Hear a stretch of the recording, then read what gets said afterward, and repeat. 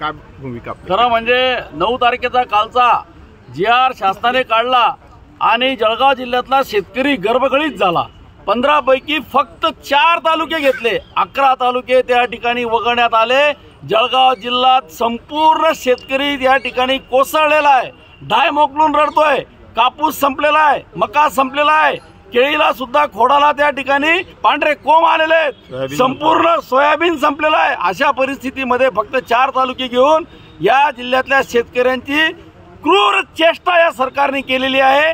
येत्या 2 दिवसाच्या आत जर यांनी ते पूर्ण राहिलेले 11 तालुके जाहीर केले नाही तर या मंत्र्यांना जिल्हा बंदी, सरकारच्या प्रत्येक प्रतिनिधीला जिल्हा बंदी असं ठोस आंदोलन महाविकास आघाडीच्या तर्फे जळगाव जिल्ह्यामध्ये होईल। दिवाळी सुद्धा करायची की नाही करायची अशा परिस्थितीमध्ये शेतकरी आहे, आम्ही शेतकऱ्यांसमोर आहेत आणि हा जनआक्रोश या ठिकाणी सरकारला जर कळत नसेल तर यातून होणाऱ्या नुकसानी सरकार जबाबदार राहील।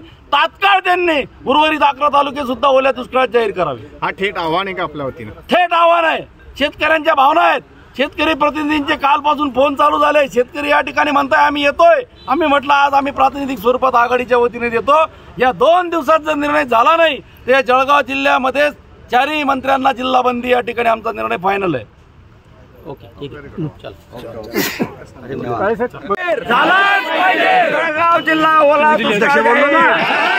अरे संपूर्ण जळगाव जिल्हा ओला दुष्काळ, संपूर्ण जळगाव जिल्हा ओला दुष्काळ जाहीर, संपूर्ण जळगाव जिल्हा ओला दुष्काळ जाहीर। शेतकऱ्यांना कर्जमाफी झालीच पाहिजे, शेतकऱ्यांची कर्जमुक्ती झालीच पाहिजे, कर्जमाफी आमच्या हक्काची, महाविकास आघाडीचा विजय असो, शेतकरी एकजुटीचा विजय असो, शेतकऱ्यांना न्याय मिळालाच पाहिजे, सोयाबीन केंद्र खरेदी झालीच पाहिजे, सोयाबीन खरेदी झालीच पाहिजे।